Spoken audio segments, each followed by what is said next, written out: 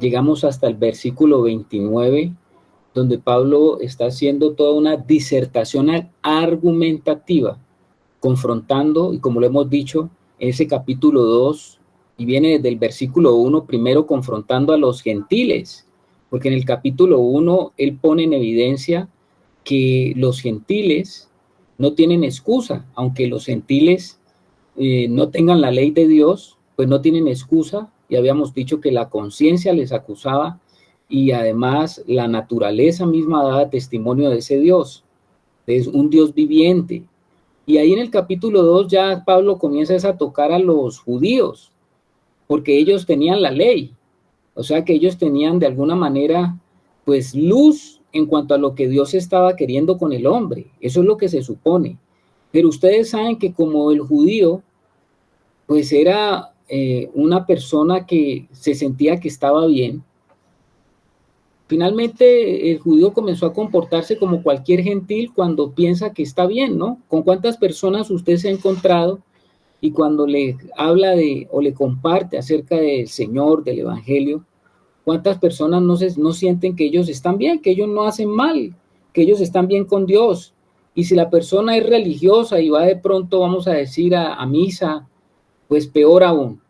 Entonces Pablo en ese capítulo 2 hace toda una disertación magistral donde el Espíritu Santo está confrontando los corazones, porque el verdadero evangelio confronta el corazón. El verdadero evangelio no solamente entra en el mundo de la razón, sino que el verdadero evangelio te confronta en el corazón.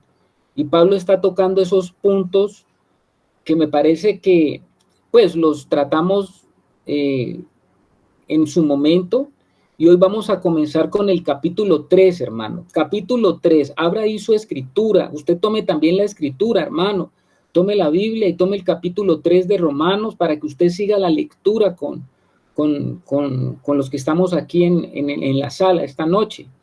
Capítulo 3 del libro de Romanos. Sigue Pablo disertando.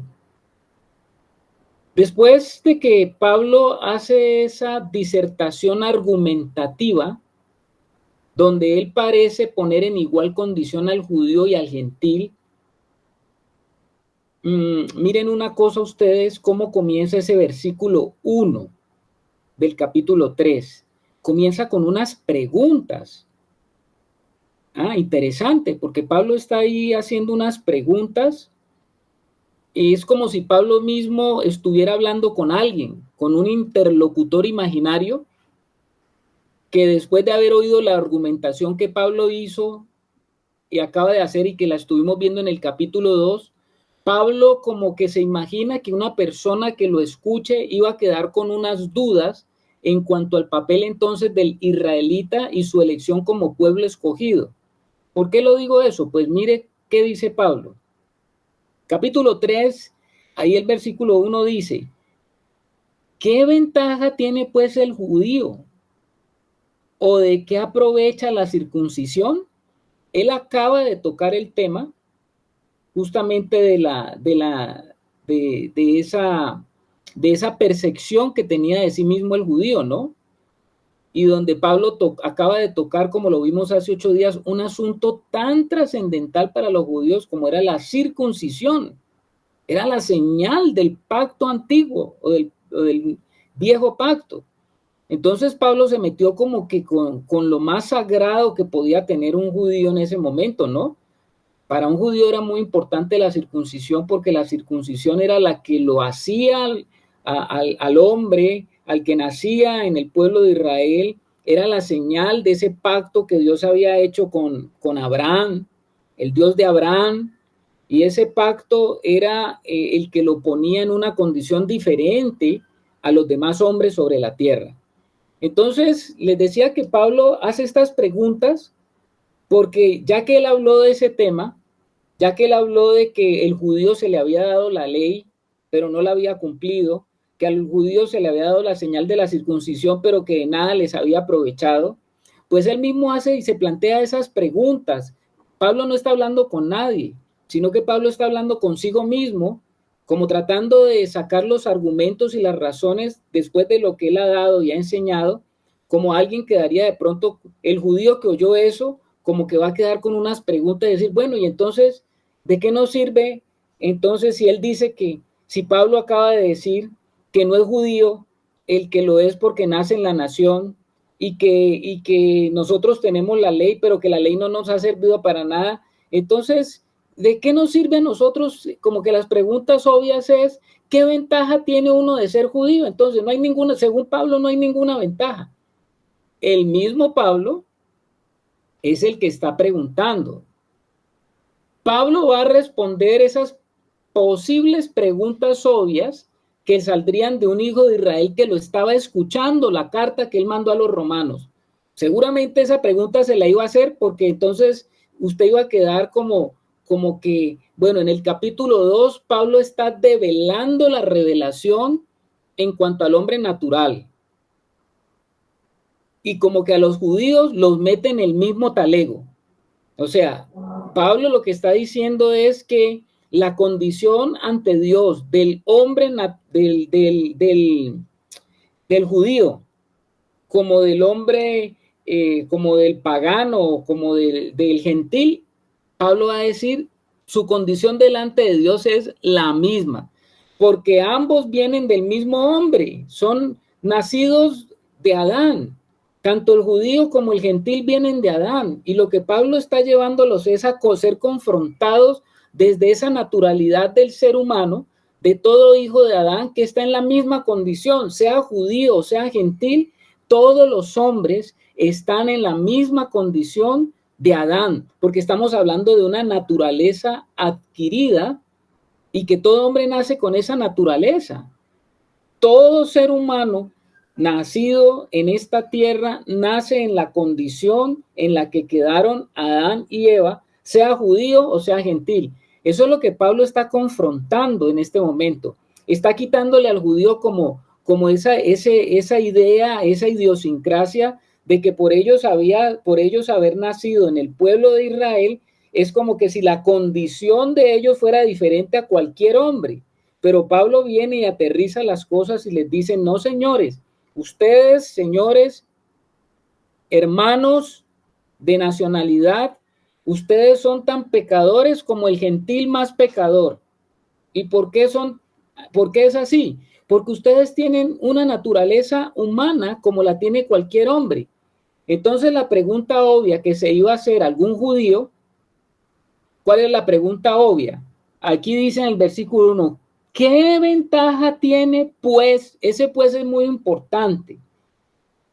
Pues si usted, Pablo, está haciendo esa argumentación, ese pues, esta palabra pues nos está remitiendo a todo lo que Pablo acaba de explicar en el capítulo 2, donde vimos que los judíos descansaban orgullosamente y cómodamente en cuanto a su relación con Yahvé o Jehová su Dios. Ellos descansaban orgullosamente porque ellos se sentían que ellos eran especiales. Y Pablo trató esas tres cosas en las que Pablo les está haciendo a ellos notar de que ellos eran como cualquier otra persona delante de Dios. Ellos estaban en la misma condición que cualquier otro hombre. ¿Cuáles son esas tres cosas? En que ellos se sentían orgullosos y confiados. ¿Se acuerdan ustedes? A ver, hagamos ese pequeño examen ahí de lo que ustedes entendieron de lo que vimos en el capítulo 2. De que ellos se sentían orgullosos y confiados. Los judíos, ¿por qué se sentían orgullosos y confiados? ¿En qué sentido? ¿Por qué se sentían así? ¿Quién levanta la mano y nos dice si se acuerda? A ver, Alex. Porque ellos eran descendientes de nada más y nada menos que el patriarca Abraham, al que se le había dado la promesa.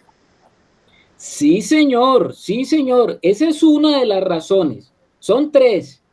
Ellos se sentían orgullosos y confiados que ellos eran hijos de Abraham. Esa es la número uno. ¿Quién dice otro? Porque tenía circuncisión en la carne.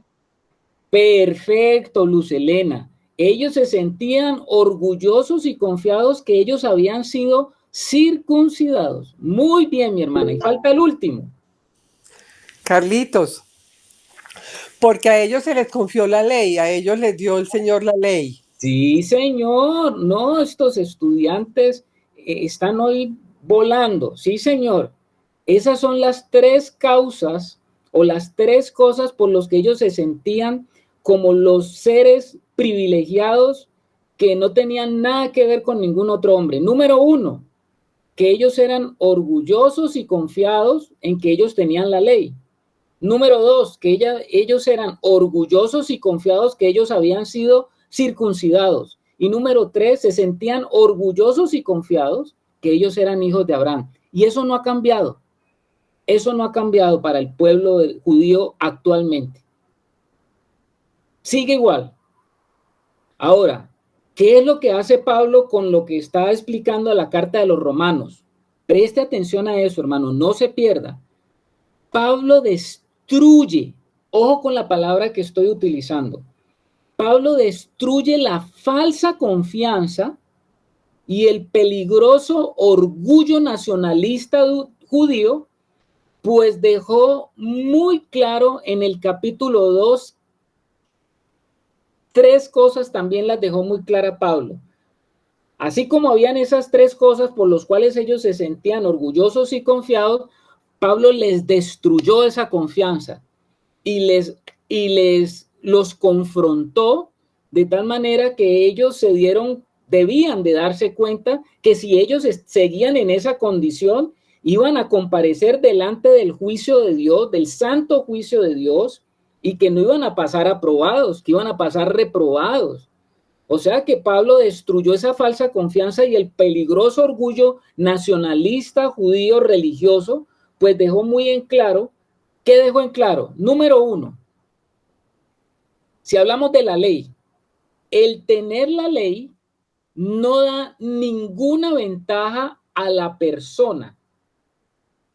Más bien, esa persona debía de sentirse confrontada al escuchar el evangelio con su condición pecaminosa. Eso Pablo lo dice muy claro ahí en el versículo 2, en el capítulo 2 del versículo 13. Antes los obligaba a vivir por ella, mi hermano. Exactamente. El tener la ley no te da ninguna ventaja, porque ellos creían eso. Yo tengo la ley, pues estamos bien, porque somos los poseedores de la ley de Dios, conocemos los ritos, conocemos las ceremonias, conocemos todas aquellas cosas que Dios nos pide y las guardamos al dedillo. Es más, de lo que Dios dijo, ellos inventaron otras cosas más que no había dicho el Señor, pero ellos... Usted sabe que el hombre natural, cuando coge las cosas, el hombre natural procesa las cosas naturalmente y de alguna manera de ese procesamiento natural quiere autojustificarse por el cumplimiento de cosas que nacen de la fuerza del hombre natural. No se olvide de eso, hermano. No se olvide de eso. Entonces, lo que Pablo está diciendo es que el tener la ley no le daba al judío ninguna ventaja. Más bien, la ley servía para confrontarlo con la condición pecaminosa y eso era lo que ellos no habían entendido. Número dos, con relación a la circuncisión, ¿qué es lo que Pablo va a aclarar y qué es lo que le va a decir en esta carta que está escribiendo a los romanos, donde había muchos judíos cristianos ya? Número dos, con relación a la circuncisión, ¿qué les va a decir Pablo? El ser circuncidado y la obtención de la señal de ese pacto no es suficiente sin la realidad espiritual del que pacta. ¿Lo entendiste, hermano? Vuelvo y te lo repito. El que sea circuncidado y que tengas o hayas obtenido la señal de la circuncisión, que eso era la señal importante en el nuevo pacto, Pablo les está diciendo a ellos que eso no era suficiente sin la realidad del que pactaba. Y eso lo dice en el capítulo 2, en el versículo 25, para que usted mismo lo revise en las escrituras. ¿Estamos de acuerdo, hermanos? ¿Allí? Sí, Carlitos. Bueno, Ana Milena lo tiene claro. Y Rocío, que levanta la manito, el dedito, qué bueno. Así cuando levantan el dedito, chévere, porque me doy cuenta también de que eso, Maite, también lo tiene claro. Ahí estoy viendo que lo tienen claro. O sea, no lo estoy diciendo yo, hermanos, eso lo está Yo diciendo. también lo tengo claro, pero no sé levantar el dedito. Ahí estaba diciendo mi hermano que la circuncisión sin el cumplimiento de la ley no servía de nada. Exactamente, mis santos hermanos. Gracias, Ángela, que sí, está bien. Te estamos escuchando. El ser circuncidado y la obtención y el tener esa señal de ese pacto que era la señal del viejo pacto. Pablo les está diciendo ahora a ellos desde el nuevo pacto, les está diciendo, no es suficiente sin que haya la realidad del que pacta, porque tiene que haber una realidad, porque si no es un rito vacío, estéril. La circuncisión no significa nada. Lo dice Pablo allí en el versículo 25 del capítulo 2, pues la verdad la circuncisión, ¿qué es lo que dice? Que se me perdió el pedacito que se me cayó en la Biblia. A ver, pues en verdad la circuncisión aprovecha si guardas la ley, pero si eres un transgresor de la ley, tu circuncisión viene a ser en incircuncisión. Eso lo está diciendo el apóstol Pablo, viene a ser como incircuncisión, o sea, que la circuncisión te tenía que llevar a una realidad de vida, pero resulta que el pueblo de Dios no había llegado a esa realidad. Los hombres religiosos, los que se supone que sabían la intencionalidad de la ley, ellos no la habían entendido, no la habían practicado. Ellos habían creado una cantidad, un sistema muerto de ritos, que cuando llegó al Señor, todo ese sistema de ritos no fue capaz de ver al Mesías. Por Dios, señores, hermanos, si ellos conocían las profecías, todas, las conocían mejor que usted y que yo, porque ellos conocían y habían estudiado, se habían preparado, conocían de memoria, conocían, hacían congresos de interpretación, estaban los fariseos con sus concilios y ellos sabían todo eso, pero la verdad estaba pasando al frente de ellos, estaba pasando por sus barbas, pero ellos los ritos los estaban cumpliendo, conocían los ritos, pero no entendían ni pudieron entender que el rito se hizo carne y el rito se estaba haciendo realidad y que sus ojos estaban cegados. Por eso el Señor le dijo, ustedes son ciegos, son ciegos, guías ciegos que guían a ciegos. Por eso les está preparado caer en el mismo hoyo. Eso es tremendo, mi hermano. ¿Puede cerrar el micro, Anita? Gracias, hermana querida. El versículo, el otro versículo que vamos a ver está relacionado con la otra parte donde ellos se sentían también orgullosos y confiados. Ya hablamos de que el tener la ley no da ninguna ventaja a la persona. El ser circuncidado y la obtención de esa señal no es suficiente.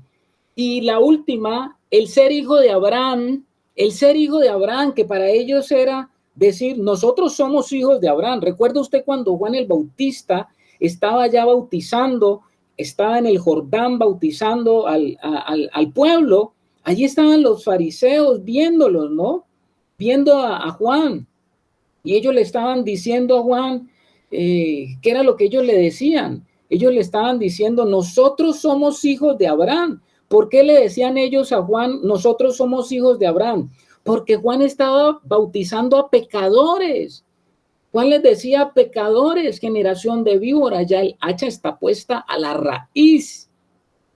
Y entonces cuando ellos oyeron esto, ellos dijeron, pero ¿de qué dices? Si nosotros somos descendientes de Abraham, como quien dice, nosotros no tenemos ningún pecado. ¿Para qué nos está bautizando? ¿De qué está hablando este pobre hombre, profeta, que dicen que es profeta, pero creemos que es un loco harapiento que viene del desierto? ¿Qué nos va a enseñar a nosotros que fuimos criados y formados en las más altas estándares de educación del pueblo de Dios? ¿Qué nos va a enseñar este hombre que es un vagabundo del desierto? Pero ahí estaba Juan el Bautista lleno del Espíritu Santo, diciéndoles a ellos que ellos eran una partida de unas partidas de víboras, generación de víboras. ¿Y por qué Juan les tenía que decir que ellos eran una generación de víboras? Porque sus pensamientos, sus actuaciones, sus maneras de actuar eran las maneras como se mueve el enemigo. Son las maneras como se mueve Satanás. Son las maneras como el enemigo actúa, aprovechándose de la naturaleza carnal del hombre, esa naturaleza carnal que se alimenta del polvo de la tierra caída. Ahí estaban ellos alimentándose de todo lo que tiene el hombre natural, alimentándose de todo lo caído, alimentándose de todo lo que le da la vida a este sistema mundial, porque este sistema mundial se alimenta de lo que produce el hombre caído. Usted es un hijo de Abraham, les decía Pablo, les estaba diciendo, ustedes se consideran hijos de Abraham, pero quiero decirles una realidad. El que ustedes sean hijos de Abraham, no te convierte automáticamente en alguien que tiene el favor de Dios. Te lo voy a repetir. El que tú te consideres un hijo de Abraham porque naciste de una estirpe, de un linaje humano que viene desde Abraham, no te convierte automáticamente en alguien que tiene el favor de Dios. Eso se los dijo Pablo ahí en el capítulo 2, versículo 28-29, léalo. Porque Pablo está diciendo, pues no es judío el que lo es exteriormente. Exteriormente es el que nace, así como usted nació en una tierra, yo nací en una tierra, aquí hay muchos hermanos, aquí están hermanos ecuatorianos y hay hermanos colombianos, y Pablo les está diciendo, no porque usted haya nacido en Ecuador, no porque usted haya nacido en Colombia, eso lo hace un favorito hijo de Dios o que pertenece al linaje de Dios, porque cuando estamos hablando del linaje de Dios, estamos entrando en otro terreno, donde ya no importa dónde usted nació, no importa si es judío o si es gentil. Según el nuevo pacto, estamos entrando en una nueva naturaleza que se nos ha concedido, y esa nueva naturaleza nos pone a nosotros en una nueva condición. Nosotros ya, aunque nacimos naturalmente y honramos la tierra donde nacimos, pero espiritualmente eso no cuenta ya, hermano, eso ya no cuenta. Más que el amor que tenemos por los de nuestra nación, no cuenta ya para el nuevo hombre, para la nueva criatura. ¿Y quién es la nueva criatura? La nueva criatura es el hombre celestial. Ese hombre celestial que se ha levantado en cada uno de nosotros por la revelación de la palabra, por el tener el Espíritu de Dios que nos revela y nos levanta esa condición.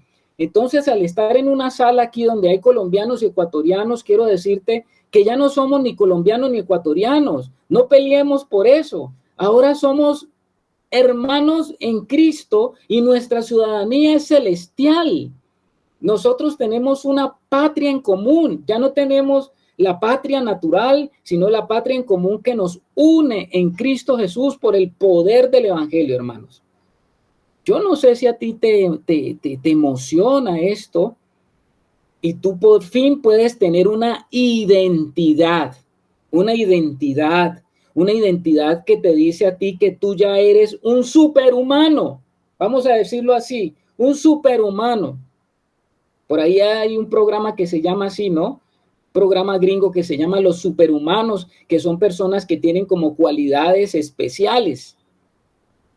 Pero quiero decirle que nosotros tenemos cualidades especiales porque fuimos engendrados por el Evangelio. Y el Evangelio nos mete en una condición muy diferente a la realidad en la cual vivimos, hermano. Usted ahora pertenece a la familia celestial. Usted es, como dice el apóstol Pedro, usted es linaje especial, real sacerdocio, pueblo santo, pueblo adquirido por Dios. Pero usted se siente así, pero usted se vive así. ¿Usted vive los días así como considerándose de esa manera? ¿O usted siempre se está mirando en lo que muestra sus ojos, su realidad, lo que usted ve? Lo que usted ve allí en la rasera de todos los días. ¿Usted se siente un hombre diferente, una mujer diferente? ¿Usted se siente como una mujer y un hombre de linaje? ¿Usted se siente que usted está representando en este momento y está siendo comisionado para que usted tenga toda la potestad del reino de los cielos manifestándose a través de usted? ¿Lo creemos, hermano? ¿Lo creemos? Eso es una buena pregunta. Por eso es que Pablo estaba sacando a este pueblo, que era su pueblo, lo estaba sacando de esa realidad, una realidad pesada, una realidad agonizante, porque el viejo hombre va a agonizar. Un día, cuando se acaben todas estas cosas, todo lo que es del viejo hombre será consumido. Y Adán y todo lo que es de Adán se consumirá con todas las cosas viejas, porque Adán representa la vieja creación, Adán representa el viejo hombre, Adán representa lo que es antiguo, lo que está dispuesto ya hace mucho tiempo para desaparecer. Entonces aquí tenemos a Pablo disertando espiritualmente con los de su pueblo, con los de su nación, diciéndoles a ellos que salgan de esa realidad cultural que los tenía aprisionados, porque esa realidad cultural es la forma como el hombre idea sus sistemas, es la forma como el hombre concibe su realidad. ¿Pero cuál hombre? El hombre caído. Ah, sí tengo a Dios, pero es como si el hombre caído quisiera construir lo suyo con una idea de Dios. Pero Dios no es una idea, Dios es una persona. Dios es una persona, o Dios son tres personas en una. Y Dios quiere que nuestra construcción de nuestra vida esté cimentada en lo nuevo. Y si usted sigue con lo viejo, si usted permanece con lo viejo, con lo viejo te cautiva y que te captura, porque los ritos y todas estas cosas que tienen los ritos, las ceremonias y todas estas cosas de las tradiciones de los hombres, pues tienen un encanto para el viejo hombre, para la vieja naturaleza. Eso de prender velitas, eso de regar saumerios, eso de esparcir aromas, eso de cosas como esas que pertenecen a la realidad de esta vida natural. Todas esas cosas están para desaparecer. Ser hijo de Abraham no te convierte automáticamente en alguien que tiene el favor de Dios, lo dice Pablo. Con estas cosas en mente, es natural que el judío se haga las preguntas de Romano 3:1. ¿Cuáles preguntas? Bueno, entonces Pablo, cuéntenos usted, ¿qué ventaja tiene entonces el judío? ¿De qué nos aprovecha? Si vamos a ser condenados con el resto del mundo, ¿qué provecho hay de que hayamos nacido siendo judíos? Si estamos bajo el juicio de Dios, igual que los gentiles, ¿qué ventaja tiene Pablo de ser judío? ¿Cuál es el beneficio de haber nacido en esta nación? ¿Por qué Dios entonces nos escogió? ¿Qué tiene de bueno? Si tener la ley y estar circuncidado y ser hijo de Abraham no me aprovecha, ¿cuál es entonces el privilegio, Pablo? Ahora, acuérdense que estas preguntas no es que se la están haciendo alguien a Pablo. Pablo es el que escribe la carta, sino que Pablo mismo está dándole respuesta y satisfaciendo las preguntas que seguramente iban a salir después de que él hizo esta disertación por el Espíritu de Dios, abriendo la revelación. Por eso podemos decir que Pablo se adelanta a cualquier ejercicio mental y a las objeciones de querer evadir la realidad de la revelación de Dios completa. La revelación de Dios completa ahora es según el nuevo pacto por la proclamación del evangelio, donde Pablo está diciendo que todo hombre es culpable delante del justo juicio de Dios. No se escapa nadie. Pablo los está llevando a los judíos que estaban escuchando esto a que se bajaran de su realidad natural y entraran en la realidad espiritual del evangelio. Pablo está haciendo una serie de preguntas que podría esperar o se podrían esperar de alguien que no estuviera de acuerdo con lo que él acaba de decir. Entonces, estas preguntas se presentan como objeciones al argumento de lo que Pablo ha dicho.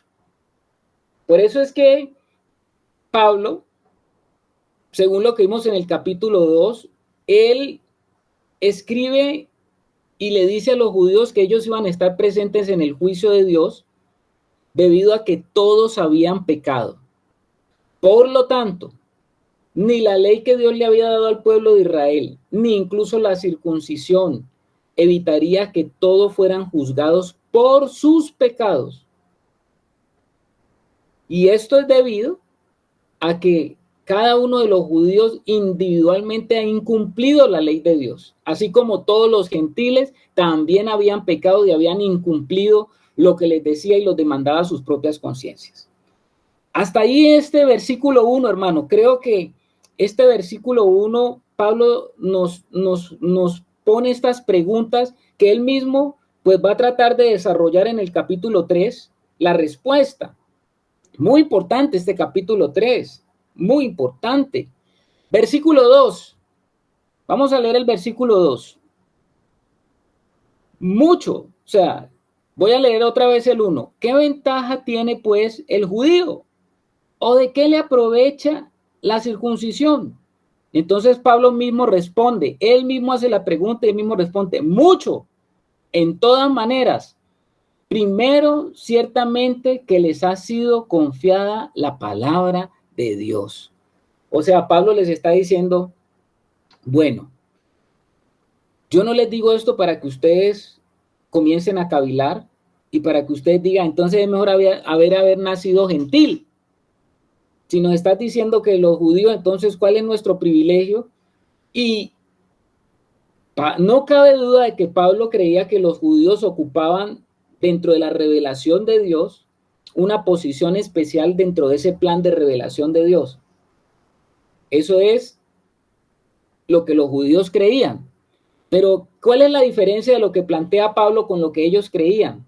La diferencia está en que Pablo creía que esa posición especial les daba a ellos una gran responsabilidad, mientras que los judíos habían considerado o la consideraban era como un privilegio. Mientras Pablo veía que su posición de haber entrado en el pacto con Dios era una posición de altísima responsabilidad, ellos la habían visto era desde el lado de que, no, ese es el privilegio que nosotros tenemos. Entonces, en este pasaje Pablo hace referencia al hecho de que Dios se había comunicado con ellos, pronunciándoles o pronunciándose a partir de los 10 mandamientos. Pero los judíos nunca consiguieron darse cuenta de que esa elección especial de Dios era para una tarea especial y por lo tanto era un compromiso. Ellos no entendieron eso. Ellos no se dieron cuenta de eso. Ellos simplemente lo tomaron como somos privilegiados. Pero el privilegio era ¿para qué? ¿Para qué el privilegio? Ahora, esa misma pregunta, eso mismo que Pablo está hablando aquí, el Espíritu nos lo puede estar trayendo a nosotros, ¿ah? Así como Pablo estaba a través del Espíritu redarguyendo al pueblo judío, hoy el Espíritu Santo nos puede estar redarguyendo a nosotros como el pueblo de Dios del nuevo pacto. El pueblo elegido de Dios, según el antiguo pacto, se beneficia de muchas maneras. Y Pablo comenzó con la principal razón por los cuales ellos deberían de sentirse, como dice Pablo, importantes por la principal razón. ¿Cuál es la principal razón? Pues ahí lo dice en el versículo 2. Primero, ciertamente que les ha sido confiada la palabra de Dios. Mire esto, hermano, mire esto. A ellos se les confió la palabra de Dios. En otras palabras, el pueblo judío recibió el enorme privilegio de tener y transmitir las mismas palabras de Dios a todo el mundo, a todas las personas. Ese es el primer gran privilegio que Pablo dice, bueno, si vamos a hablar de privilegios, que sí los tenemos, pues el gran privilegio es que tenemos la palabra de Dios, nos fue dada la palabra de Dios, se nos confió la palabra de Dios. Pero entonces el judío convencional se quedó, yo soy especial, yo tengo la palabra de Dios, pero es que Pablo va a decir, es que el que se te haya dado la palabra de Dios es para algo. Para algo.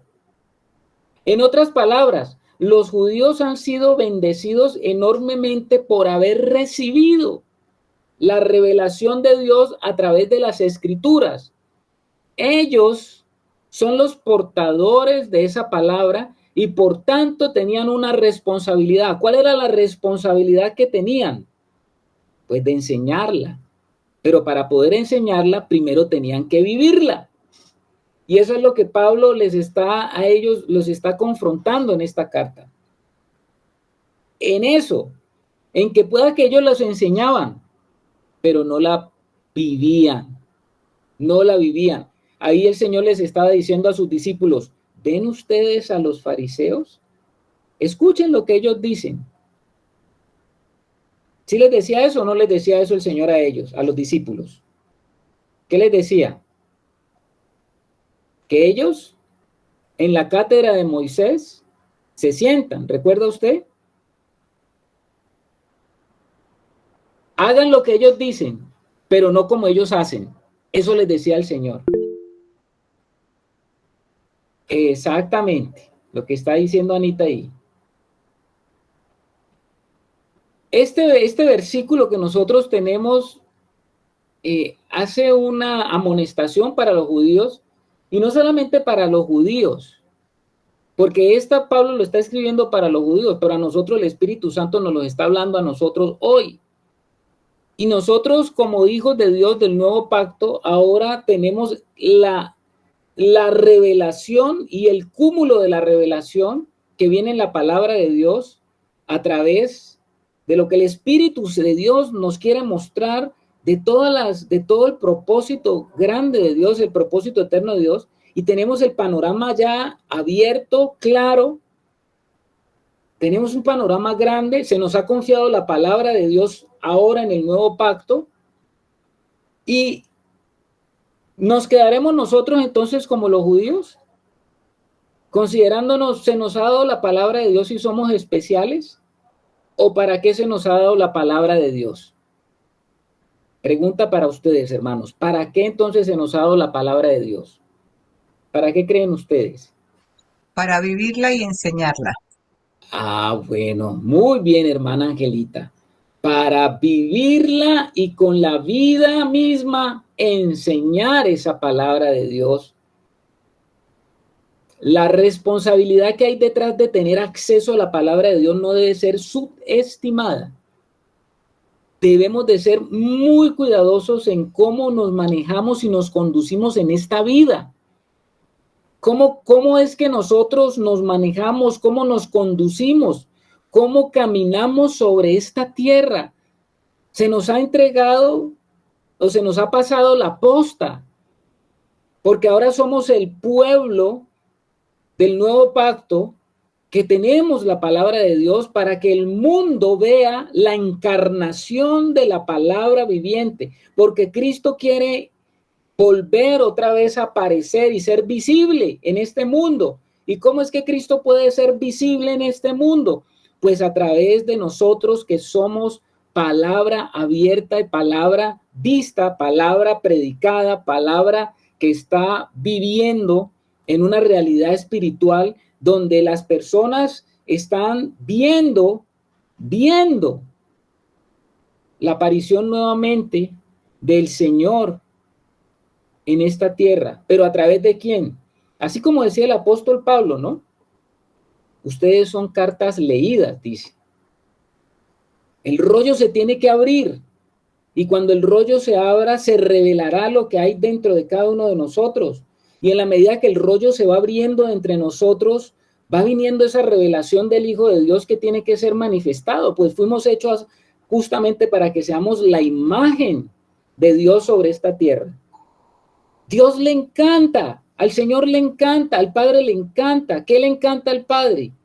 Mostrarse en esta realidad. Él no quiere quedarse en los cielos. Él no ha querido, nunca quiso eso. Él no quiso quedarse allá arriba. Mejor era estar arriba, ¿no? Quedarse allá arriba, no tengo nada que ver con eso allá abajo, eso como está. No, Dios no piensa así. Dios no es así. Dios no se ha quedado cómodo en un butaco. Dios no está esperando allá que, bueno, defiéndanse como puedan, como pensaba Buda, ¿no? Que el hombre tenía que defenderse como pudiera, a ver si encontraba algún día algo de la realidad o de la verdad. Pues Dios no es así, hermanos. Dios ha decidido bajar de su trono, venir a esta realidad, y Él quiere seguir manifestándose en esta realidad.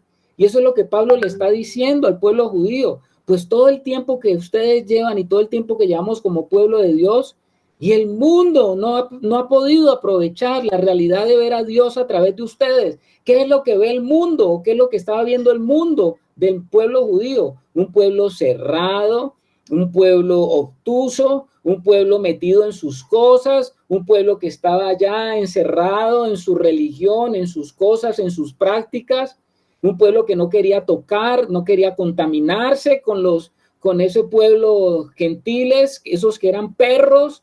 Ellos no querían contaminarse, pero eso no fue lo que Dios esperaba al final de la revelación, del desenvolvimiento y del desarrollo de la revelación. Eso no es.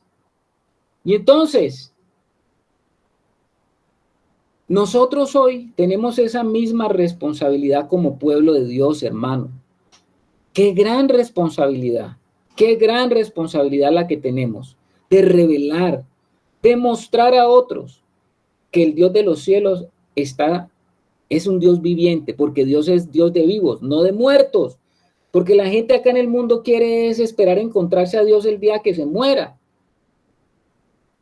Pero no es así. Dios quiere estar en la realidad, se mete en esta realidad espacio-tiempo para Él poder mostrarse y revelarse a través de sus hijos que están aquí. Usted es un hijo, usted y yo somos hijos de Dios. Versículo 3. Vamos al versículo 3.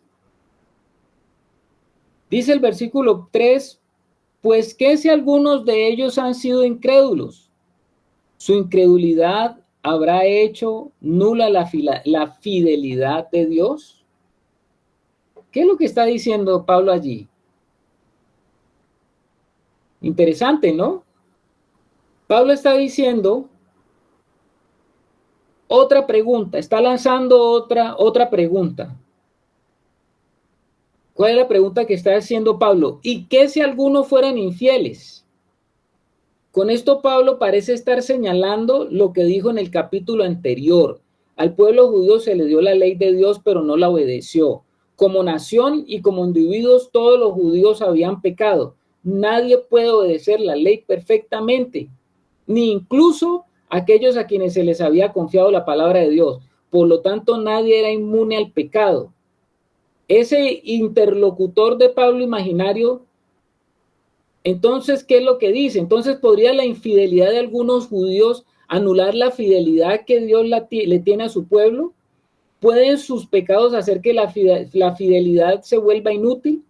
En otras palabras, ¿es posible que aquellos que quebrantaren y pecaren, aún estando bajo la ley, provocarán que Dios ya no les fuera fiel? Pablo va a responder otra vez y va a dar en el versículo 4 una respuesta. Dice, de ninguna manera. Es enfática la respuesta de Pablo. Es enfática. ¿Cómo así que es enfática? Porque él dice, de ninguna manera, antes bien sea Dios veraz y todo hombre mentiroso, como está escrito, para que seas justificado en tus palabras y venzas cuando fueres juzgado. Mire esto tan importante. ¿Qué era lo que estaban los judíos de pronto pensando con lo que Pablo estaba diciendo?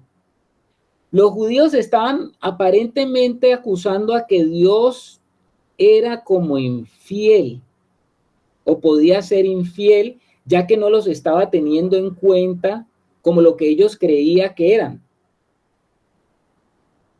Es decir, Señor, podía decir un judío, tú nos has dado tu palabra y tú nos has dado muchas promesas como nación. ¿Por qué ahora entonces eres infiel con nosotros?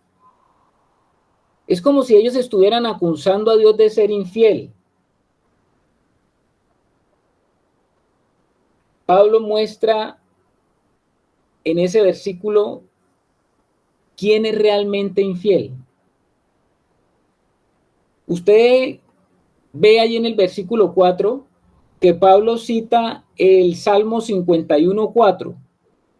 Dice, de ninguna manera, antes bien sea Dios veraz y todo hombre mentiroso, como está escrito, para que sea justificados en tus palabras y venzas cuando fueres juzgado. De pronto cuando leemos ese pasaje acá en la Reina Valera, como que no lo entendemos mucho, qué es lo que Pablo está queriendo decir. Pero qué es lo que Pablo quiere decir. Si usted lo lee en la Nueva Traducción Viviente, de pronto vamos a entender un poquito más ese Salmo 51:4, qué es lo que Pablo está queriendo decir. Dice así, según la Nueva Traducción Viviente, contra ti y solo contra ti he pecado. Acuérdense que el Salmo 51 es un salmo ¿de quién? De David. De David. Y justamente es de David, ¿cuándo?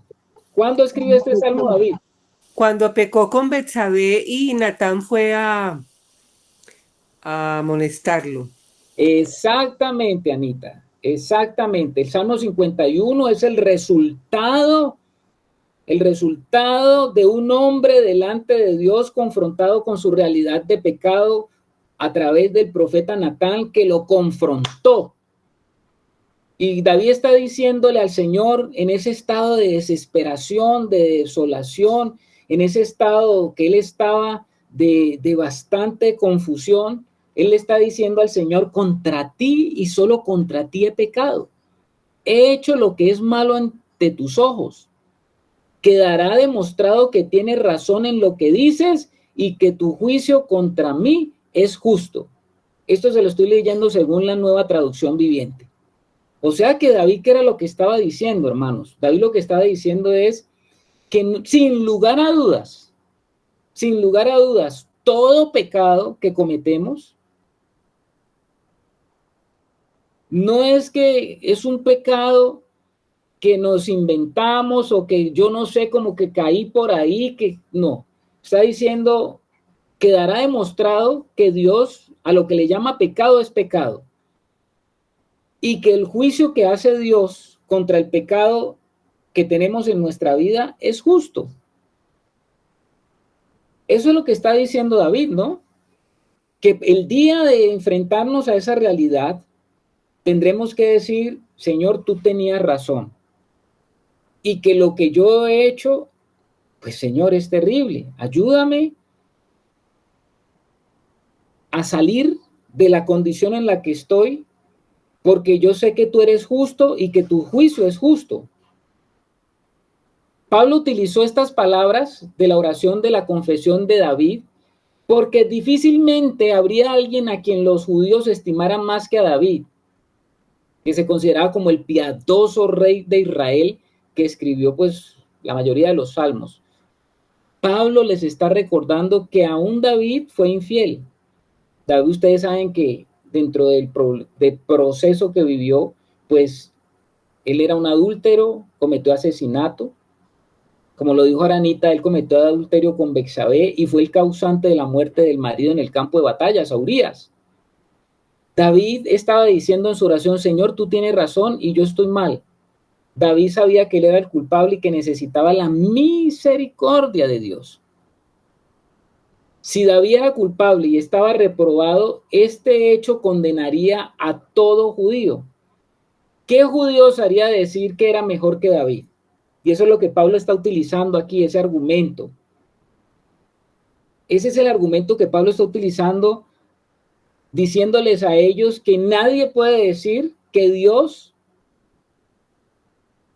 es mentiroso, sino que Dios es veraz todo hombre mentiroso. O sea que el judío no podía seguirse autojustificando con lo que Pablo estaba diciendo.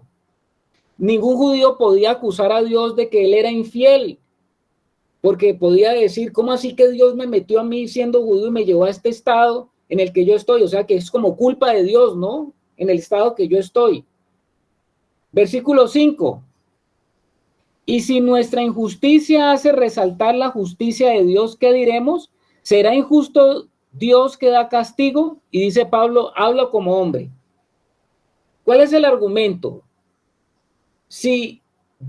Pablo utiliza, por allá en el libro de Romanos, en el capítulo 6, él va a utilizar mucho ese argumento, ¿no? ¿Cuál argumento? Esa forma como él expresa algo, donde él dice aquí que el judío, dice, si nuestra injusticia hace resaltar la justicia de Dios, ¿qué diremos? Como cuando él decía por allá en Romanos 6, y es que si nosotros pecamos, pues es como estamos bien, porque estamos pecando y estamos haciendo resaltar que Dios es bueno porque quita el pecado. Es lo mismo, es el mismo estilo que él está utilizando aquí en Romanos, porque él está diciendo, si yo por mi injusticia he magnificado la justicia de Dios, ¿cómo puede Dios entonces castigarme? Si mis pecados hacen que Dios aparezca más justo, ¿cómo puede Dios castigarme entonces por mis pecados? Mi pecado entonces beneficia a Dios. Dios se beneficia por mi injusticia. Esa era como la conclusión a la que usted podía llegar. ¿Sí me hago entender, hermanos? Sí, Carlitos. Bueno, Rocío también, qué bueno. La hermana Janet también.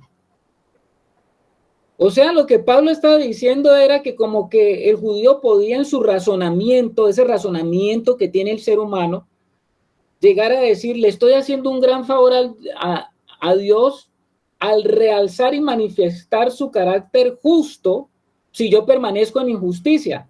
Por lo tanto, si mi pecado está beneficiando tanto a Dios, ¿cómo puede Dios castigarme por mi pecado? En consecuencia, si Dios me castiga por hacerle un favor, Dios tiene que ser injusto. ¿Cómo le parece a usted ese razonamiento? ¿Sí entendemos ese razonamiento que está aplicando Pablo, hermanos? Terrible, Carlitos. Terrible. Los otros hermanos, Luz. ¿Está por allí, Luz? Sí, hermano. ¿Sí está claro ese argumento, mi hermana? Sí, lo estoy como masticando un poquito porque sí es un poquito enredado para mí. Claro, Pablo lo que está diciendo es que un judío al oír los razonamientos de Pablo podía decir, bueno, ¿cómo así que Dios me ha desechado como a los gentiles? Y ahora, si todo al final tiene que ver con Dios, porque si yo con mi comportamiento de injusticia estoy realzando la justicia de Dios, entonces lo que yo estoy haciendo, pues finalmente será bueno, porque Dios está resaltándose en medio de toda la situación que yo estoy viviendo. Por eso es que Pablo dice ahí en el versículo, ahí entre paréntesis aparece, hablo como hombre. O sea, Pablo está haciendo un razonamiento de cómo pensaría un hombre lo que él estaba diciendo. ¿Qué dice Alecito? Se me levantó por accidente y iba a colocar una notica que ya vuelvo hoy por Sofía. Ah, ya, mi hermano. Entonces Pablo está aquí llevando a los judíos a una confrontación de que ellos no pueden decir entonces ahora, por un lado, sí, Dios nos tiene en igual posición con los gentiles, pero hacia de querer Él que estemos, porque en la medida que Él acepta a los gentiles, pues nosotros le estamos haciendo un favor a Dios porque está siendo resaltado en medio de los gentiles. Eso es como en las lógicas naturales del hombre caído, como usted comienza o puede llegar a interpretar las cosas y las realidades de Dios. De hecho, lo que Pablo está haciendo aquí, él dice, hablo como hombre, o sea que él está tratando de traer esos elucubrados pensamientos, esas elucubradas maneras y razonamientos que te enredan a veces y que te engañan finalmente, porque no puedes salir de la manera de autojustificación que estás teniendo para contigo mismo. Eso es lo que no se puede olvidar. Dice Pablo, hablo como hombre. Pablo estaba expresando los argumentos que cualquier hombre podía sacar con relación al pasaje que estamos leyendo. Bueno, hasta ahí vamos en el versículo, entonces, 5. Acabamos de leer, y si nuestra injusticia hace resaltar la justicia de Dios, ¿qué diremos? ¿Será injusto Dios que da castigo? Y vuelve a decir Pablo, Dios, en el versículo 6, en ninguna manera. De otro modo, ¿cómo juzgaría Dios al mundo? Vamos a terminar desde el 6, vamos a leer todo desde el 6 al 8 para que tengamos una idea completa, hermanos. Desde el versículo 6 del capítulo 3 de Romanos. Dice Pablo, en ninguna manera, de otro modo, ¿cómo juzgaría Dios al mundo? Pero si por mi mentira la verdad de Dios abundó para su gloria, ¿por qué aún soy juzgado como pecador? ¿Y por qué no decir cómo se nos calumnia y como algunos cuya condenación es justa? ¿Sí estoy leyendo bien, hermanos? Versículo 8. ¿Y por qué no decir, como se nos calumnia y como algunos cuya condenación es justa, afirma que nosotros decimos, hagamos males para que vengan bienes? ¿Estamos entendiendo el argumento de Pablo, hermanos? Carlitos, ¿lo puedo leer en otra versión? Sí, leámoslo en otra versión. Desde el versículo 6. Yo diría que desde el 5, Carlitos. Dale. Pero al fin y al cabo, dicen algunos, es bueno que faltemos a nuestra fe en Dios. Nuestros pecados sirven a un buen propósito en el sentido de que la gente comprende mejor la bondad de Dios al ver lo malo que somos. Y si esto es así, ¿es justo que Dios nos castigue cuando con nuestros pecados lo estamos ayudando? Ay, no, esto sí. Dios nos libre. ¿Qué clase de Dios sería si pasara por alto el pecado? ¿Cómo podría condenar después? No podría juzgarme ni condenarme por pecador si con mi infidelidad se glorificara al resaltar su verdad en contraste con mi mentira. Si mantuviéramos la misma línea de pensamiento, llegaríamos a afirmar que mientras más malos somos, más se complace Dios. Los que dicen tales cosas tienen bien merecida la condenación. Y hay quien se atreve a decir que esto es lo que yo predico. Muy bien, Anita, lo entendimos, hermano. Es que Pablo está llevando un pensamiento como que, bueno, el judío que quería seguirse autojustificando, a pesar de lo que Pablo estaba diciendo, pues Pablo le está diciendo, mire ese razonamiento a lo que lo puede llevar a usted. Un razonamiento como de que está bien que yo sea malo, porque entre yo más malo soy, pues Dios entonces va a ser glorificado porque Él va a mostrarse más bueno con los que tiene que mostrarse buenos, y yo con mi maldad que estoy haciendo, hago que Dios entonces crezca más en gloria, y entonces ¿por qué Él me tendrá que juzgar? No debería de juzgarme, porque yo finalmente estoy siendo para esa gloria de Él. ¿Cómo les parece a ustedes ese razonamiento?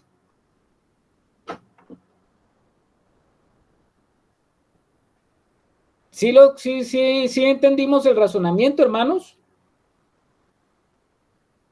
Este razonamiento lo está haciendo Pablo, ¿no? Ese razonamiento que lo está haciendo Pablo. A ver, Rebequita, buenas noches, Rebeca. Buenas noches. Buenas noches, Carlitos. Buenas noches con todos. Lo que yo no me explico es por qué hacen ese razonamiento. Realmente, o sea, me parece tan absurdo, tan ilógico. No siquiera yo me plantearía una cosa de esas. Entonces, no sé en qué estado estaba el pueblo que Pablo hace un razonamiento como ese, ¿no? Porque me parece tan fuera de... sin sentido, o sea, cómo Dios se va a deleitar, y el hecho de que nosotros seamos perversos, malos, traemos más gloria a Dios por nuestra maldad. es que no entendieron realmente quién es Dios, porque de verdad, o sea, los juicios de Dios realmente no son para castigar, lógicamente, sino para ordenar nuestras vidas, ¿no? Entonces, lógicamente que Dios jamás quita la consecuencia del pecado y se tiene que recibir eso. Entonces, pero que razonen como que mi maldad da más gloria a Dios. Es más o menos parecido el dicho popular que ahora se escucha, ¿no? Entre la gente justamente que no conoce de Dios. No hay mal que por bien no venga, entonces hagamos males para que nos vengan los bienes. Así es, No sé, algo así. algo así, ¿verdad? Entonces, no, pues mientras más mal hago, me va a venir algo bueno. Entonces, y es totalmente contrario a lo que dice la Escritura. Todo ayuda para bien a los que a Dios amamos, es decir, que lo que aparentemente puede ser malo para nosotros, si lo aplicamos con la fe, creyendo la instrucción de Dios, lo aplicamos como lo manda la palabra. Por eso Dios es Dios que puede transformar lo que aún un plan del enemigo en contra de nuestras vidas, puede Dios en su poder y el hecho de que Él es Dios transformarlo para bien de nosotros o para algo bueno en nosotros o para provocar algo bueno en nosotros, en el sentido de que Dios puede utilizar eso para un trato con nosotros y en medio de esa circunstancia cumplir su propósito, porque de hecho que la Escritura dice todo ayuda para bien a los que Dios amamos, y esto es a los que conforme a su propósito son llamados. Es decir, que aun cuando sean cosas malas, Dios puede transformarlo en bueno para cumplir su propósito. Pero lo que sí me causa extrañeza es de que se analice de esa manera, de que me parece tan fuera de, no sé, de total sentido, hasta común, de que hagamos males para que nos vengan bienes, y no, pues mi maldad está ayudando a Dios, poco más, ¿no? Para que su justicia sea manifestada. Nosotros queremos como que somos injustos mismo, pero Dios es justo. Entonces, ¿por qué me va a castigar si yo más bien estoy con esto mostrando la justicia de Dios, de que Él es justo? Entonces, no sé, me parece un poco Claro, fuera de... Sí, ¿no? claro, Rebeca, exactamente. Eso es lo que Pablo está diciendo y ese es el estilo que Pablo va a utilizar aquí en Romanos en varias partes. Acuérdese que cuando allá en el capítulo 6, él dice con relación al pecado y dice, ¿qué pues diremos? ¿Perseveraremos en el pecado para que la gracia abunde? Es el mismo estilo que está utilizando aquí. Lo dice también en el versículo 15 allá de Romanos 6. ¿Qué pues? ¿Pecaremos porque no estamos bajo la ley sino bajo la gracia? Dice Pablo, en ninguna manera. O sea, Pablo está rompiendo ese esquema judaico religioso que es tan fuerte, donde ese esquema razonador lo que está buscando es como justificar el pecado, y por eso Pablo está condenando y rompiendo fuertemente esa forma de pensar, ¿no? A veces uno se encuentra en el mundo cristiano pensamientos a veces parecidos, ¿no? Parecidos, como que con eso, por ejemplo, con lo que es la gracia. Ah, no, Dios ya me dio la gracia, yo estoy ahora bajo la gracia y la gracia me permite hacer lo que quiera porque ya estoy bajo la gracia, ya soy salvo, siempre salvo, entonces salvo, siempre salvo, yo soy libre de hacer lo que yo quiera. Entonces Pablo te diría, de ninguna manera, a ti no se te ha dado la gracia para que tú hagas lo que quieras y camines por la vida haciendo lo que quieres como tú quieres. Por el contrario, se te ha dado la gracia es para que ahora no peques. La gracia no se te ha dado para que sigas pecando como una razón y como un elemento de libertad para que permanezcas en tu pecado. Justamente la gracia se te ha dado para lo contrario. Ahora se te ha dado la gracia es para que justamente puedas tú tener una lucha y una batalla contra el pecado y puedas vencer con la gracia que se te ha dado. Ese es el razonamiento que está aplicando Pablo aquí también contra este pueblo judío, que podía pensar de que, no, sí, el Señor, nosotros somos pueblo de Dios y entonces ha de ser que Él quiere que sigamos así, con nuestra injusticia que nosotros estamos haciendo, Él se está glorificándose, entonces Él no tiene por qué inculparnos a nosotros porque finalmente, pues Él ha sido glorificado. Mucho ojo con eso. A ver, Anita. Es que ellos tergiversaban todo y acusaban a Pablo de que eso era lo que él estaba enseñando. Así es, hermana, así es. Ellos querían dar a entender eso. Rebeca.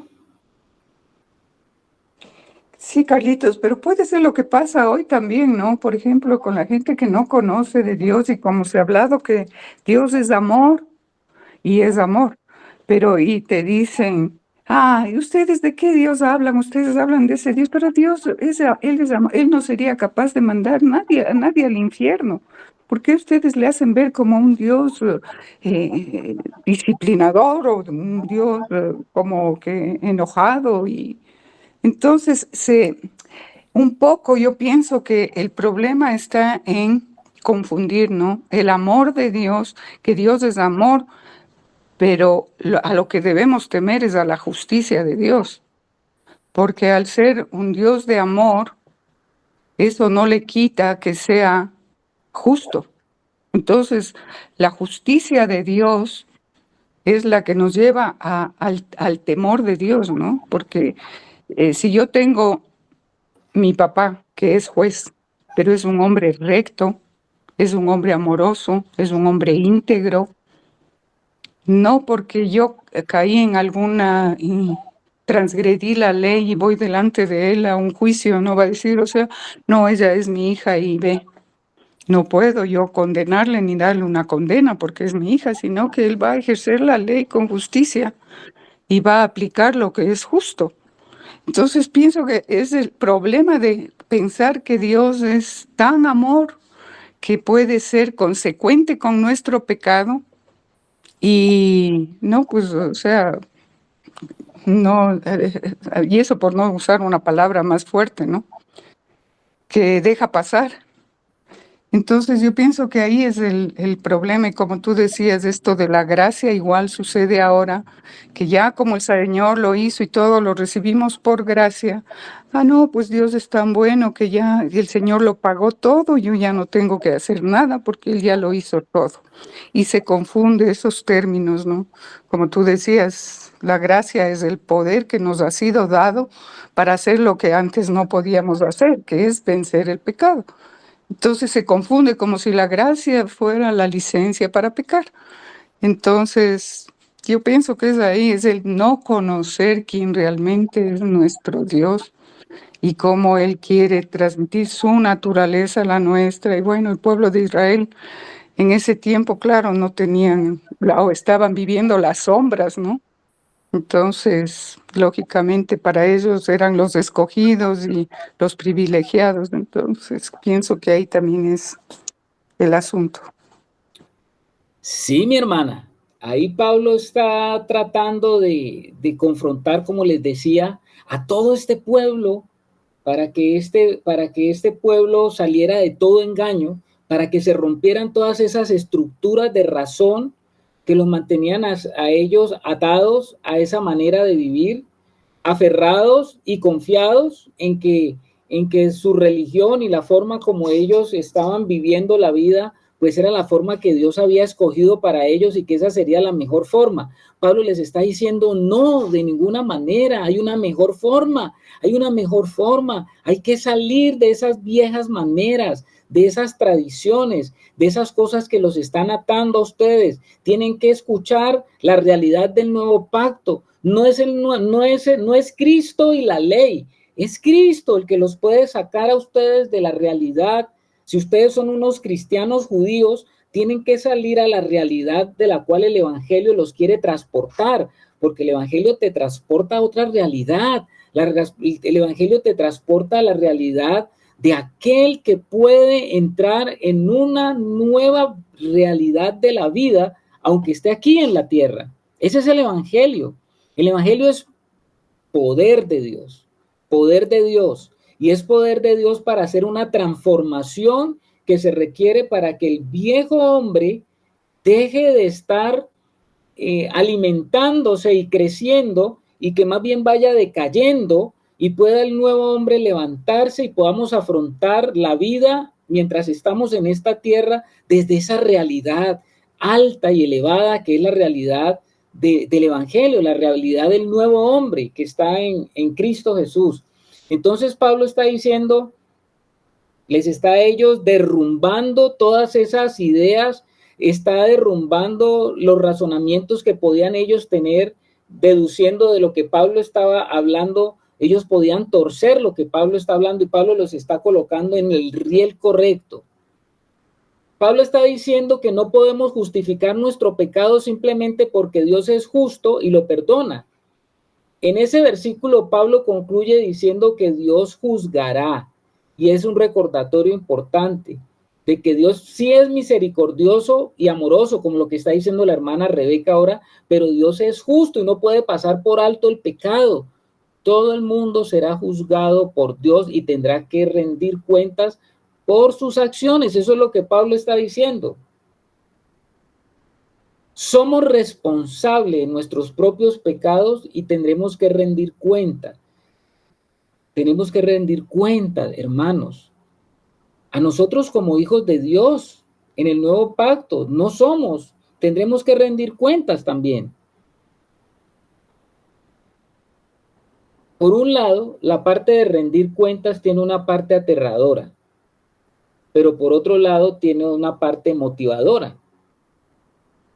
¿Por qué tiene una parte aterradora y una parte motivadora? ¿Por qué creen ustedes que coexisten esas dos cosas al hablar de enfrentar el juicio de Dios? Porque hay una parte aterradora y una parte motivadora. Bueno, porque por un lado, sabemos que las acciones que no están en la correcta línea de Dios van a ser juzgadas, van a pasar por fuego y no quedará nada de eso que no está a la manera de Dios. Entonces eso, wow, eso es terrible. Pero ¿cuál es la parte motivadora? Pues que tenemos que estar pendientes, atentos, tenemos que estar entonces deseosos, anhelantes, participativos por hacer lo correcto de lo que el Espíritu nos está mostrando y vivir nuestras vidas en esa forma que agrade a Dios. Eso lo decía por allá el apóstol Juan, ¿no? Que si nosotros permanecemos en él, a ver, vamos a leerlo. Está en Primera de Juan. En Primera de Juan dice lo siguiente. Lo decía el apóstol Juan, justamente después de que Juan está en la carta. Esta es Primera de Juan. En un segundito aquí. Lo encuentro. Se me perdió. Aquí está. Primera de Juan. Dice así. Amados, ahora somos hijos de Dios. ¿Qué capítulo y qué versículo? ¿El 1? Capítulo 3, versículo 2. Capítulo 3, versículo 2 de Primera de Juan. Amados. Gracias. Ahora somos hijos de Dios y aún no se ha manifestado lo que hemos de ser. Pero sabemos que cuando Él se manifieste, seremos semejante a Él porque le veremos tal como Él es. Y todo aquel que tiene esta esperanza en Él se purifica a sí mismo, así como Él es puro. O sea, si yo estoy esperando el juicio de Dios, y el juicio de Dios se dará cuando Él aparezca nuevamente, pues la parte aterradora es que Él va a juzgar todo lo que no está de acuerdo a Él.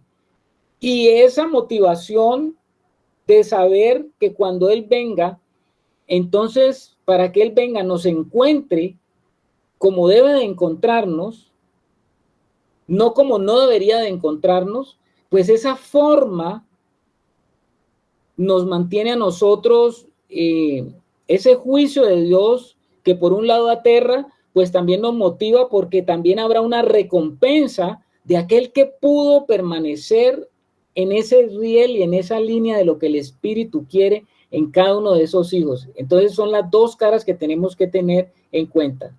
El pecado debe de ser minimizado y debo de crecer en él. A menudo nosotros vemos que las personas tratan de justificar su comportamiento inapropiado, pero justamente este verso de lo que está diciendo Pablo nos recuerda que no podemos hacer eso. Debemos arrepentirnos y pedirle a Dios que nos perdone para que justamente en su venida, en su justo juicio, nosotros nos presentemos a Él y seamos entonces llevados a permanecer y a pertenecer a lo que es de Él, y lo que es de Él permanecerá, lo que no es de Él no permanecerá, hermanos. Entonces, fíjense que ustedes aquí, vamos a terminar allí con eso que Pablo nos está diciendo en Romanos, porque Pablo más adelante, a partir del versículo 9, por si le queda duda a la persona de que usted puede llegar a justificarse delante de Dios, él va a lanzar todo lo que está del versículo 9 al versículo 20. Vaya leyéndolo usted, hermano, desde el versículo 9 hasta el versículo 20, para que aquel que estaba con esos pensamientos, como lo que Pablo nos decía ahorita, Anita, que estaban acusando a Pablo, que Pablo estaba torciendo, que usted pudiera autojustificarse, viéndose a sí mismo como una persona que está cumpliendo, porque cree usted que como judío usted era un cumplidor.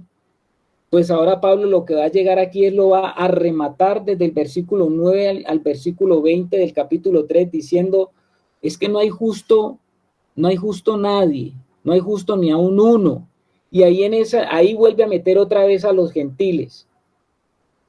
Gentiles y judíos confrontados en la misma realidad, hermanos, porque como hijos que venimos de un mismo padre y una misma madre adámica, todos estamos bajo la misma realidad de pecado.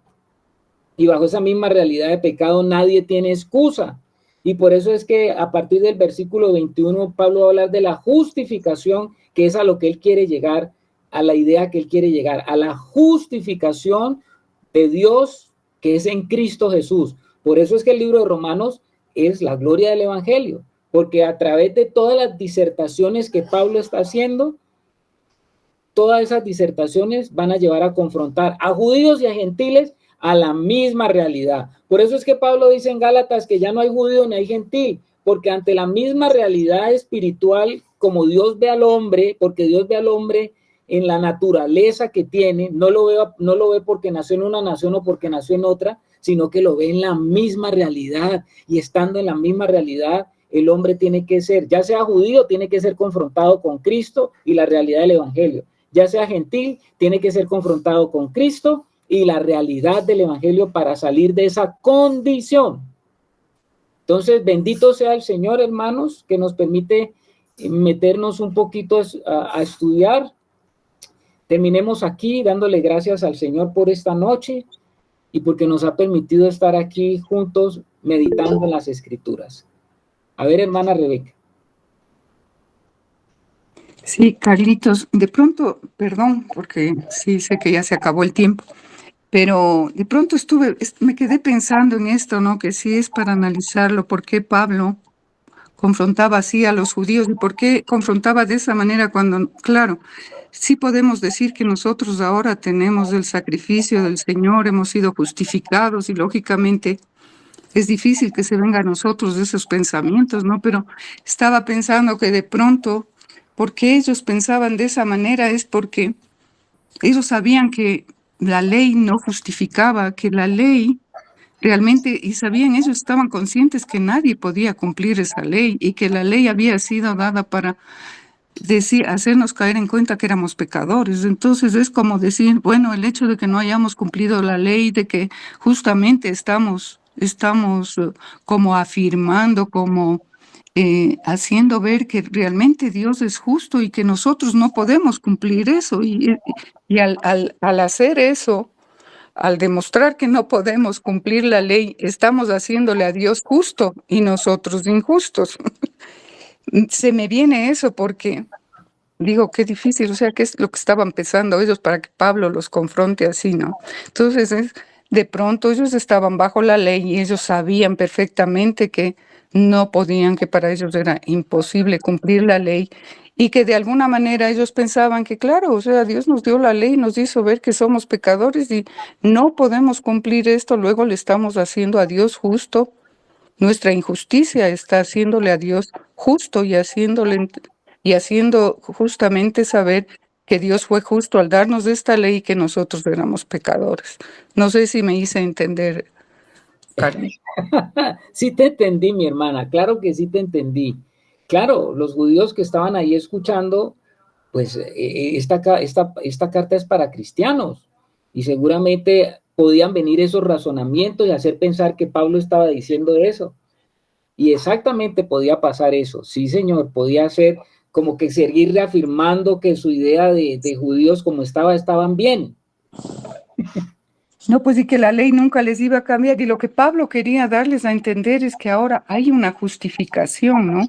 Y que Cristo vino a romper eso, de que sí, era imposible para ellos cumplir la ley, pero ahora a través del sacrificio de Cristo y lo que hablábamos, por la gracia, ya se iba a salir de esa condición para poder llegar a tener la naturaleza de Dios y poder hacer lo que no podíamos como pecadores no redimidos, como pecadores no justificados, pero hacer entender que la justicia de Dios venía a través de Cristo para sacarnos de esa condición o para sacarles de esa condición cuando estaban bajo la ley.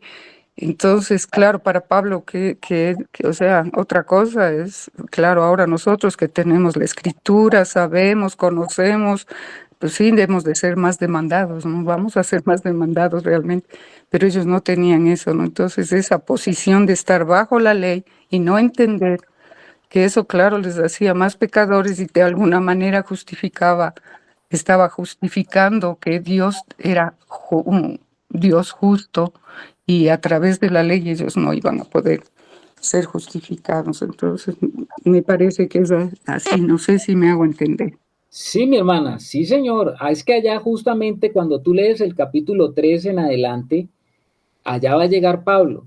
Pablo va a llegar justamente para que se pueda entender el significado de lo que es la justificación, lo que tú estás diciendo, hermana.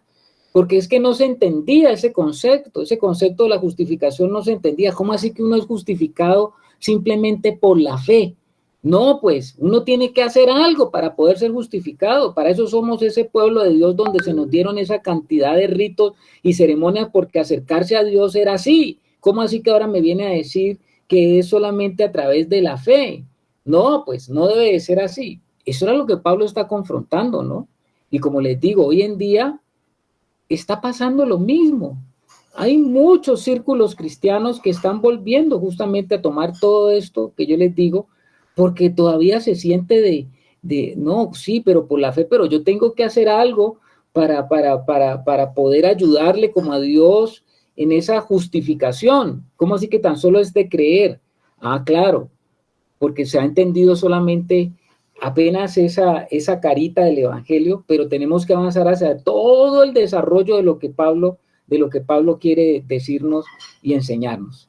Bueno, mis amados, démosle gracias al Señor por esta noche. Vamos a dejar esta noche hasta allí. Que sea el Señor bendiciendo esta noche, que podamos descansar y que podamos entonces meditar en todo lo que hemos estado hablando y obtener como la esencia de lo que el Espíritu quiere también dejarnos a nosotros para nuestra práctica espiritual en el nuevo pacto.